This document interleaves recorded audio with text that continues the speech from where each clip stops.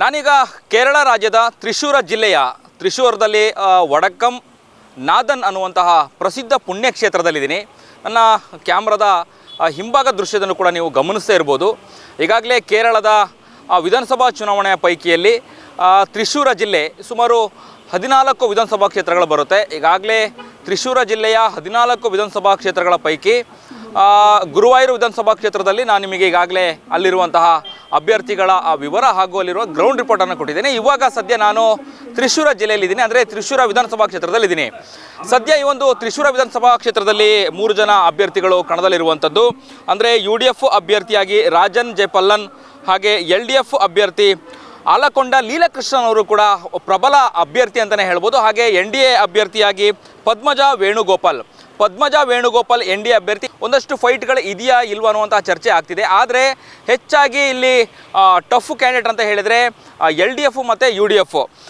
ಈಗಾಗಲೇ ರಾಜನ್ ಜೆ ಪಲ್ಲನ್ ಹಾಗೂ ಅಲಂಕೋಡ ಲೀಲಾಕೃಷ್ಣನ್ ಅವ್ರ ನಡುವೆ ಒಂದು ದೊಡ್ಡದಾದಂತಹ ಫೈಟ್ ಇದೆ ಇಲ್ಲಿ. ಅಂದರೆ ಹೆಚ್ಚು ಮತಗಳ ಅಂತರದಿಂದ ಯಾರು ಗೆಲ್ತಾರೆ ಅನ್ನುವಂತಹ ಒಂದಷ್ಟು ಕ್ರೇಜ್ ಇದೆ. NDAಗೆ ಕ್ರೇಜ್ ಇಲ್ಲ ಅಂತಲ್ಲ, ಒಂದಷ್ಟು NDA ಕ್ರೇಜ್ ಇದೆ. ಆದರೆ ತ್ರಿಕೋನ ಸ್ಪರ್ಧಿ ಆಗುತ್ತಾ ಇಲ್ಲೂ ಅನ್ನುವಂಥದ್ದನ್ನು ನಾವು ಚರ್ಚೆ ಮಾಡಬೇಕಾಗತ್ತೆ.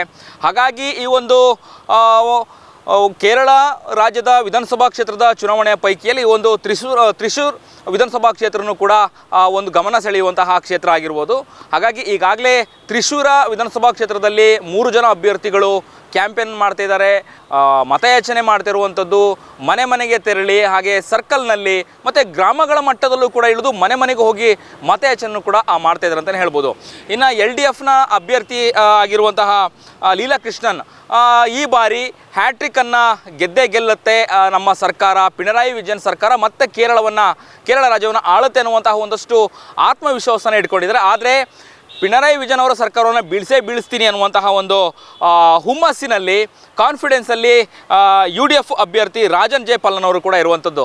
ರಾಜನ್ ಜೆ ಪಲ್ಲನ್ ಅವರು ಈಗಾಗಲೇ ಒಂದಷ್ಟು ಸಮಸ್ಯೆಗಳು, ಅಂದರೆ ಇಲ್ಲಿರುವಂತಹ ಪಿಣರಾಯಿ ವಿಜಯನ್ ಅವರ ಸರ್ಕಾರದಲ್ಲಿ ಆದಂಥ ಒಂದಷ್ಟು ಸಮಸ್ಯೆಗಳ ಬಗ್ಗೆ ಎತ್ತಿ ಹಿಡಿದು, ಅಂದರೆ ಜನಪ್ರತಿನಿಧಿಗಳಾಗಿ ಇಲ್ಲಿ ಅಭ್ಯರ್ಥಿಯಾಗಿ ಮತದಾರನ ಹೇಗೆ ಗಮನ ಸೆಳಿಬೇಕು ಅನ್ನುವಂಥ ನಿಟ್ಟಿನಲ್ಲಿ ಒಂದಷ್ಟು ಪಿಣರಾಯಿ ವಿಜಯನ್ ಸರ್ಕಾರದಲ್ಲಿ ಏನೆಲ್ಲ ಸಮಸ್ಯೆಗಳಾಯಿತು, ಜನವಿರೋಧಿ ಸರ್ಕಾರ ಅನ್ನುವಂತಹ ಒಂದು ವಿಚಾರನ ಇಟ್ಕೊಂಡು ಈಗ ಕ್ಯಾಂಪೇನ್ ಮಾಡ್ತಿರುವಂಥದ್ದು, ಪ್ರಚಾರ ಮಾಡ್ತಿರುವಂಥದ್ದು.